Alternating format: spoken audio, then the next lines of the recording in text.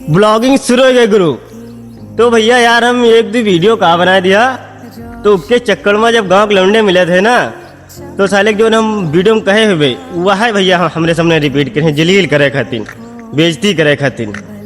और भैया हम ठहरे ना अत्ते हरामी इंसान, हमसे कुछ लेने देना नहीं। हम भैया याक कहने सुनी थे, याक छुड़ा दी इसे। यार भैया ये गांव के लौंडे जो हैं मजाक बहुत बनावत हैं।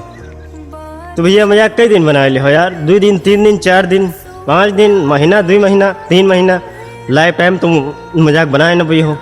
यार भैया हम एक घपलेबाजी वाला 600 रुपये वाला डीजल वाला पेट्रोल डीजल वाला वीडियो का बना दिया रहा है, वह एक लड़के भैया बहुत जलील करते हैं, सामने कहीं हैं। पता नहीं भैया मजाक उड़ा कहाँ मिले थे भैया, उनका दिमाग उनकी सोच, जो उनकी सोच में कहीं है तो वह है, बाकी हमसे कोई लेने देना नहीं। और अगर आपका ब्लॉग ये अच्छा लगा हो तो लाइक कमेंट कर दो। मिलते हैं अगले ब्लॉग में, तब तक के लिए बाय।